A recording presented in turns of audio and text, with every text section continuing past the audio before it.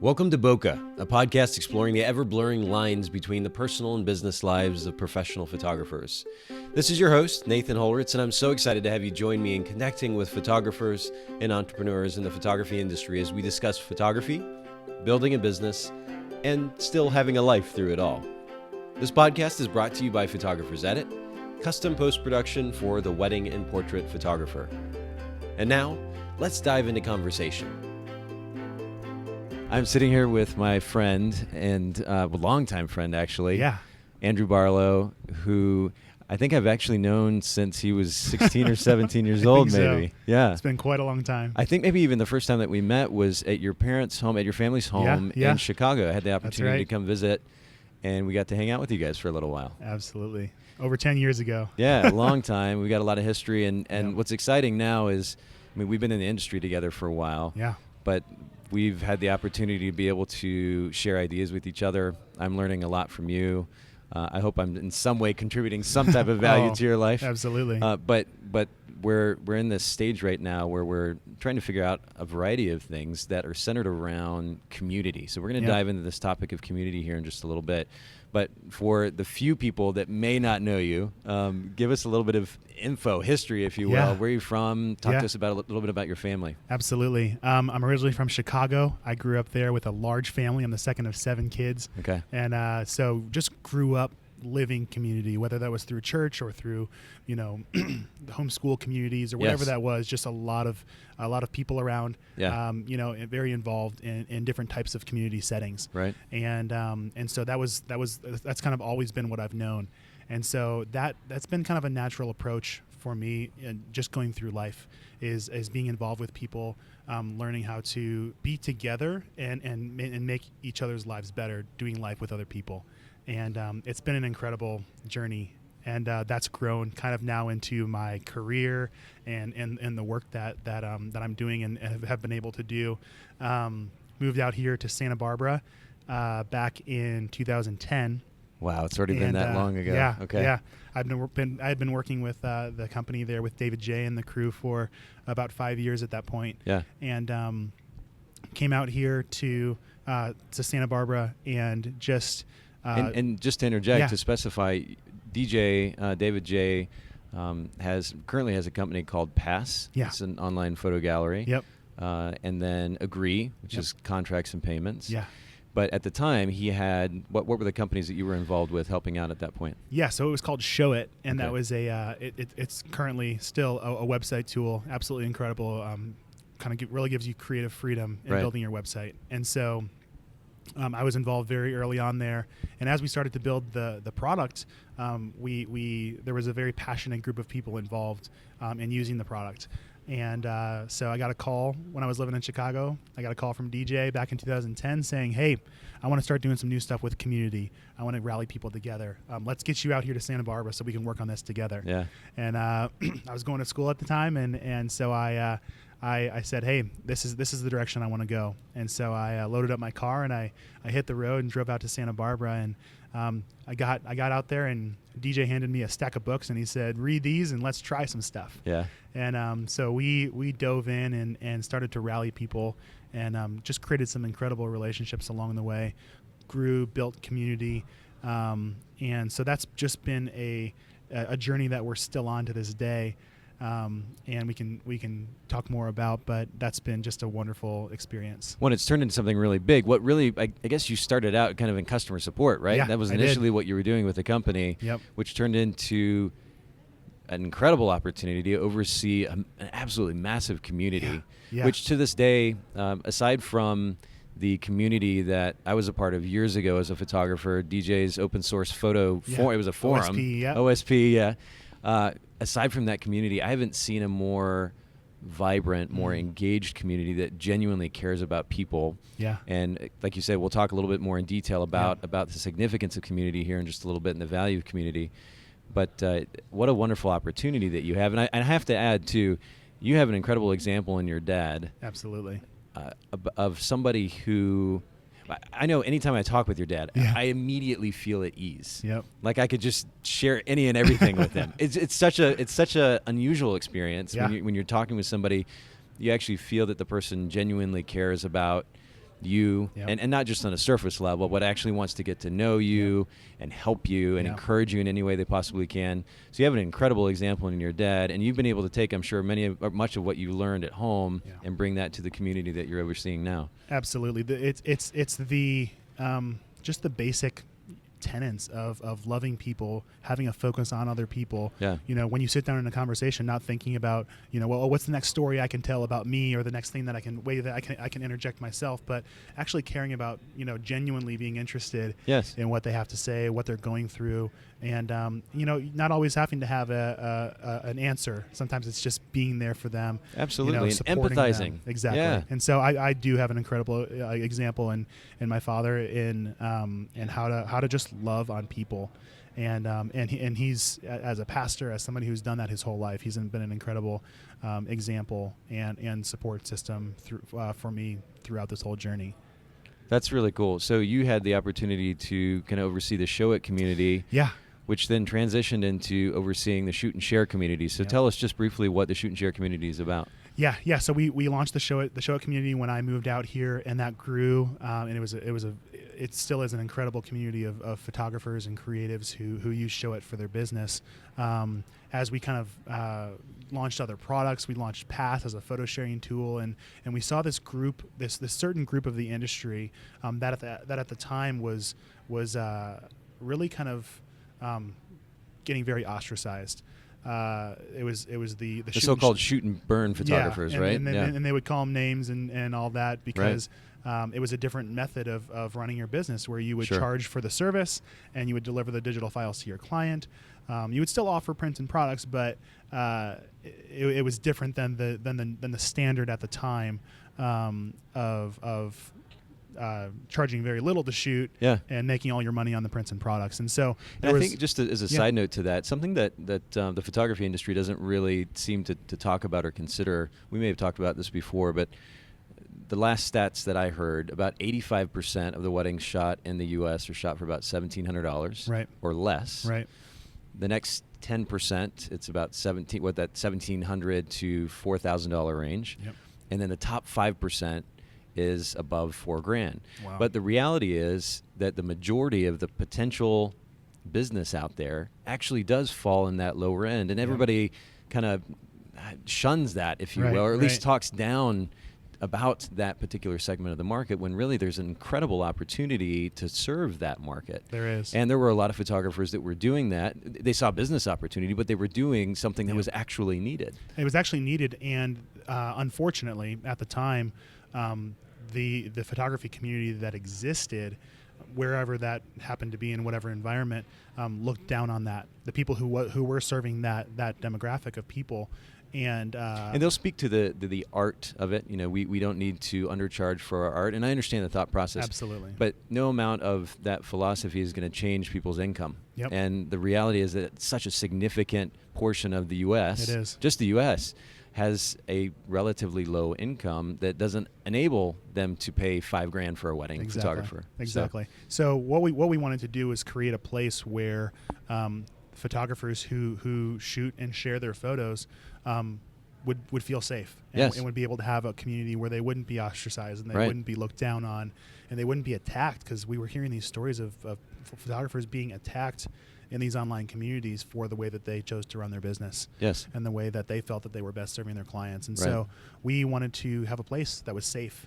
And so we launched the Shoot and Share community. Awesome. And kind of rallying a community more around an ideal and a kind of certainly the business model, but more around, hey, we're gonna build a community of people that are focused on others and focused on serving their clients well.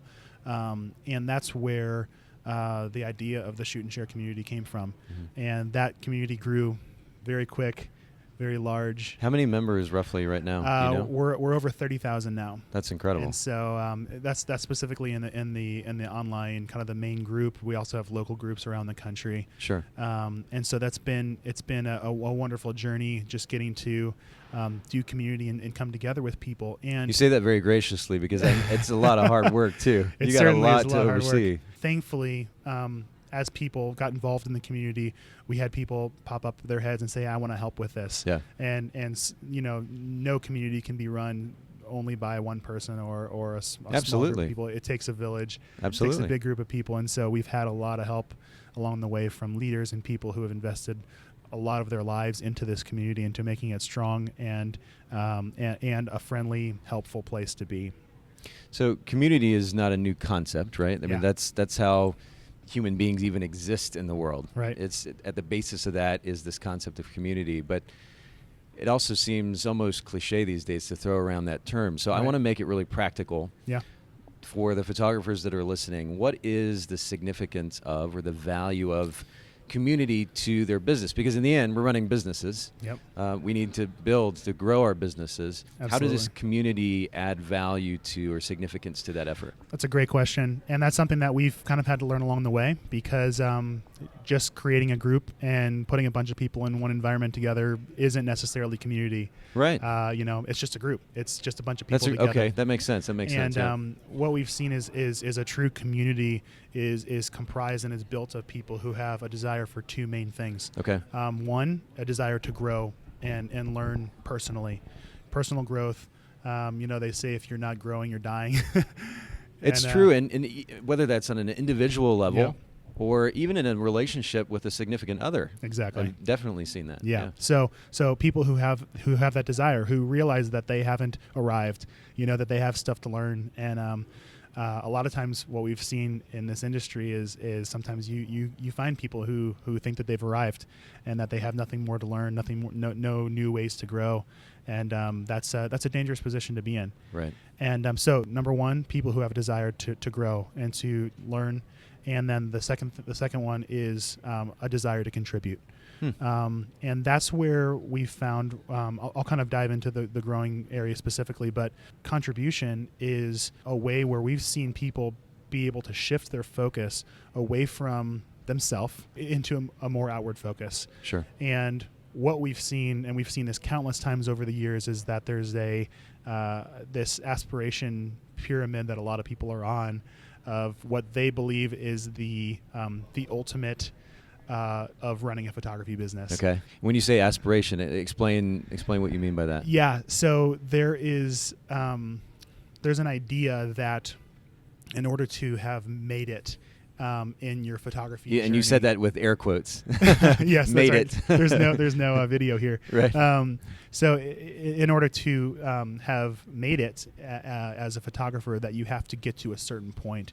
And in a lot of people's lives, what that has ultimately been is, I want to do a workshop. I want to speak on the stage at WPPI. I want to achieve this thing where people are looking at me as almost a celebrity. Sure. Yeah. And what we've seen with a lot of people that we're in community with, a lot of people that we do life with now, is that they went through that, and they got to that point where they feel like they felt like they should have. Now I made it, and they got there and they weren't happy, they weren't fulfilled, and what they realized. And not only that, I mean, just as a side note, the philosophical piece of it is massive, and I'm sure you'll continue to explain your perspective on that, but it doesn't do anything for your business. It's true. No amount of standing in front of photographers, unless you have maybe a product to sell for them, is going to actually help increase your bottom line in the end. So it might feel good in the moment, right? But if you're actually in business to be a photographer, it's not actually going to help that either. It's true, and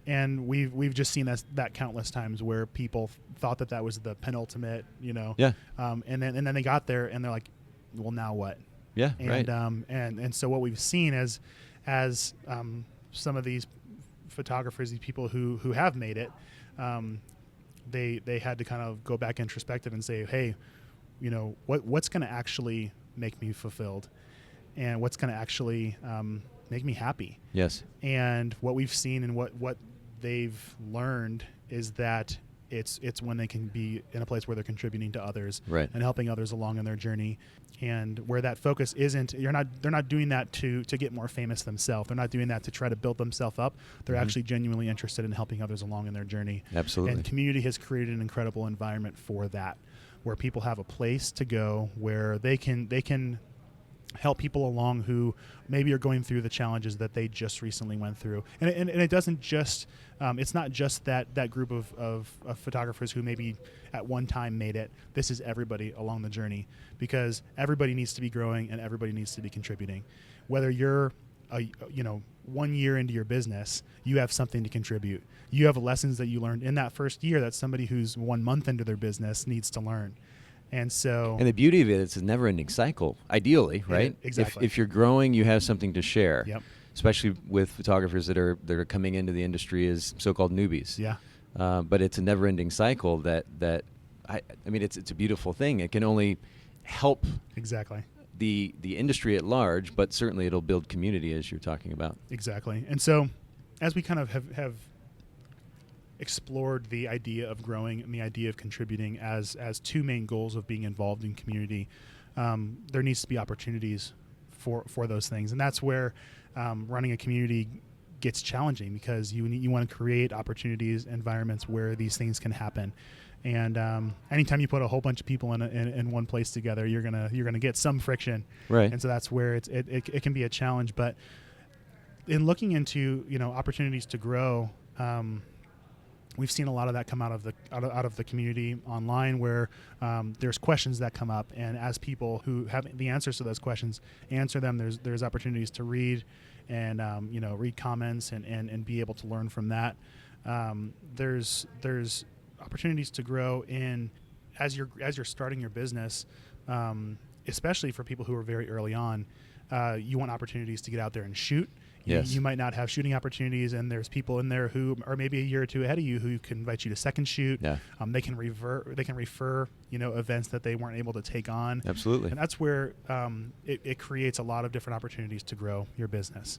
A lot of times it's like, hey, this is somebody to have your back. Hey, my camera broke and this wedding's tomorrow. I need some help. And being in community creates that support system. And then beyond that, diving into the contribution, that's where, like I mentioned, that creates a lot of real fulfillment. Fulfillment that can't come from getting quote unquote famous. That's true. And it's fulfillment that comes from seeing others succeed and being able to share some of the lessons that you've learned along the way. And I have to say, when you're talking about those who become quote famous that aren't fulfilled, I've been in the industry long enough to see, unfortunately, a lot of cynicism from those who are at so-called top of the game, the ones that you're hearing speak at conferences and workshops and so forth. But I think a lot of that comes back to the fact that, like you were saying, the focus isn't outward. It's not on how am I bringing value to the community, because there's a never-ending opportunity to improve on that. Yeah. Instead, the focus is inward. Yep. And how are they meeting my needs, and how are they making me look better? And it's a losing game at that point. Yep. I know that I spent the last 3 or 4 years personally doing a lot of introspection for the sake of, just frankly trying to figure life out for myself on a personal level. Sure. But what I also realized was that so much focus inward ultimately inhibited my ability to, I guess, grow as quickly as I could have.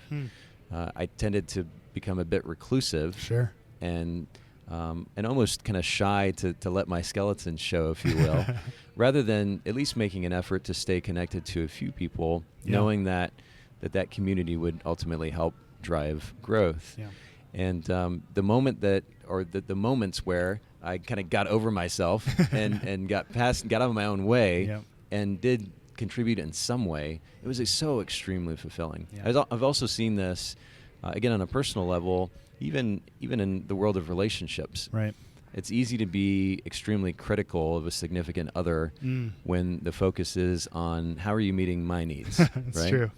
And yet the moment that you start to focus on how can I add value to that person's life, how can I make them feel better, how can I make them feel loved, the mentality changes significantly, and you're so much less focused on yourself that you can't help but be happier. So I think that then multiplies 10 and 20 and 100-fold when you're talking about community and being able to add significance to community or contribute to community.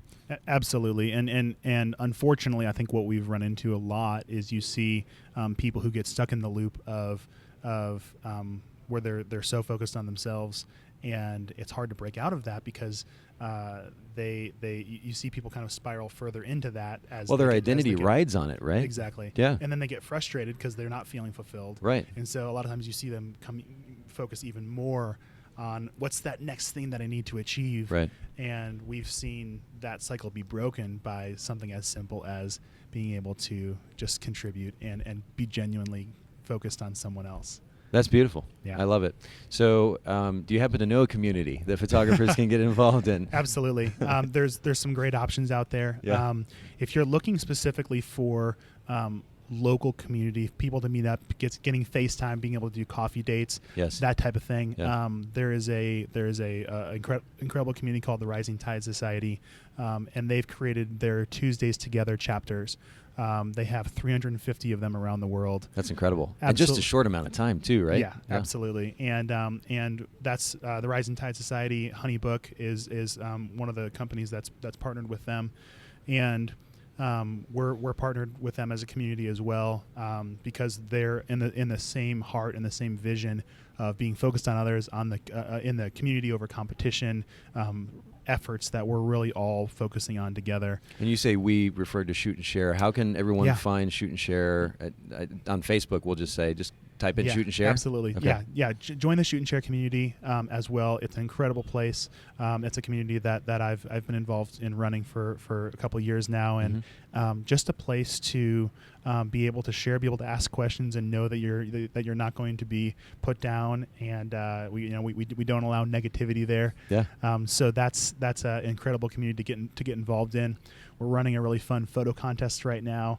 You guys are killing it. How many votes did you say have come in thus far? Yeah, so we're a week into voting. We're 1 week into the 3 weeks of voting, and we've had about 22 million votes come in. That's already. mind-blowing. And the goal of this contest, and the goal of another goal of community beyond growth and contribution is it's actually kind of tied in with those, but it's inspiration.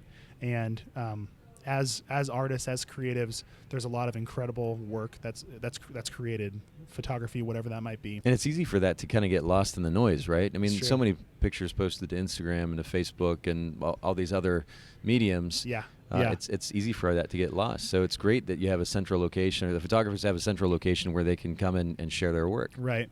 So through this photo contest, we found a great opportunity for photographers to share their work, and the voting part of it is anonymous, and so it gives everybody a chance. It's not a popularity contest. Awesome. It gives everybody a chance to inspire others with their work, no matter what your existing reach is. And another significant element of community, if I can add one in, is encouragement. Absolutely. And I know that encouragement, or photographers have experienced that encouragement through the process of this photo contest as well, right? Because they didn't see themselves as, quote, great photographers, right? And yet they share something and then are awarded for their work. Exactly. It gives opportunities for that encouragement, for in some ways for validation. Okay. On like, hey, the work, the effort that you've put into working on your craft and growing your business and working on your art is paying off, and it's seen. Yeah. And so often people work very hard on that, but they don't have a way for that to be seen, to be discovered, and the contest creates an environment for that to happen. So we're really excited about this. This is our 4th year doing the contest, and it's grown every year. People get incredibly excited about being involved with it, voting on it, and so it's another community effort where we are able to reach those goals of helping people grow, because it's a nice little checkpoint where they can say, like, hey, I submitted last year and here's where I got, here's how my photos did, and look how much I grew over the year. That's really neat. And then also contribution. They're able to inspire others with their work and their photos. And so community is a wonderful thing. I've dedicated my life to it, and a lot of that came from my family and from my upbringing, and it's never not been worthwhile. It's always been an incredibly fulfilling part of my life, and it's been my whole life. And so I'm very passionate about it, and am continuing in my life to find other ways to help people in their own communities to learn how to grow, to make communities healthy and sustainable, and it's an exciting thing. That's really cool. So photographers can simply Google Rising, right? They can probably, it's just risingtidesociety.com. Yep. Is that correct? Rising Tide Society, if you're wanting to get involved in local groups, that's a great place Right. to go. The online area, there's some different great communities you can get involved in. Rising Tide is a good one for that as well. Shoot and Share Shoot is and another Share one is as well. also shootandshare.com, correct? If they just want to go to a website? Yep, you can check out our community there. You can check out over 350,000 photos from past photo contests. You can sort and filter them by category and camera and lens, and it's a free tool on there. That's so powerful. That's a really incredible resource. You can get in there and get inspired if you have a newborn shoot coming up, if you have whatever kind of shoot coming up, a wedding, an engagement session. You can go into those specific categories and just get some great inspiration. And from even the see community. the technical details behind those images. Absolutely. That's really cool. Yeah, you can see the ISO, you can see the aperture, you can see the lens that was used, the camera that was used. So it's a powerful tool. Inspirationator.com. Oh, brilliant. I love it. I love it. Well, before we close out, Yeah. you had mentioned a quote to me earlier today, something that your dad used to say. Can you just repeat that here for the listeners? Absolutely. So as I mentioned earlier, growing up in an environment where we were very heavily focused on community, that can be a lot of work. And something that my dad always shared as we were doing community through ministry with the church and in a lot of different ways is that you don't want to sacrifice your family, the things that are most important in your life, the priorities that you need to have. You don't want to sacrifice those on the altar of community or ministry, and Of your work, ultimately. exactly Right? Yeah. of your work. And that needs to be something that's important to remember, that family, that's like the ultimate, the inner circle, of your life. And those areas need to be healthy. And a lot of times people have too outward of a focus, and they lose sight of some of those core things, and it creates an unstable and unhealthy environment. Absolutely. And so, well, at the end of the day, I mean, we can talk politics and religion and all of these other areas that are a bit controversial, and there's going to be disagreement, but yeah. we all have relationships. Yeah. And if we're allowing our work, whatever that work might be, to Right. get in the way of those relationships, we're missing out. Yep, And that's that's true. putting it lightly. Yep. I've seen the negative results of that. Yeah. Both experienced that personally in my life, growing up. I know that I've been guilty at times of not prioritizing my family. Yep. And ultimately, I have a company and photographers at it, and part of the focus here on the Bokeh podcast is about how we can prioritize those relationships, create more efficient business models so that we can ultimately prioritize those relationships. Because as you said, allowing those relationships to die Right. on the altar of whatever that we're focusing on that we think is so important in life, man, we're just not going to be. We're going to miss out overall. We're certainly not going to be the best individuals that we can be. We're certainly not going to have the most fulfilling life that we possibly can. Right. When we misprioritize those things. It's true. You have to work from a place of health, and that's where the correct prioritization of those areas, making sure that you, in and of yourself, are healthy, and that you're taking care of yourself. You're learning. You're growing internally. Yeah. And then beyond that, the next step has to be your family. Those closest to you, and that allowing your work to come from a place of health is where you're gonna.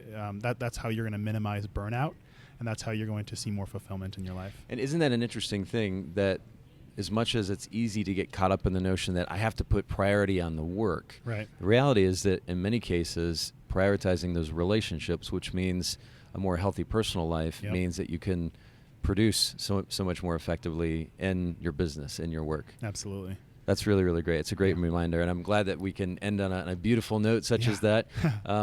How can everyone follow you online, whether it's on Instagram or Facebook or otherwise? How can they find you, Andrew? For sure. Primarily, jump in the community. Awesome. I'm very active there. I'm involved there.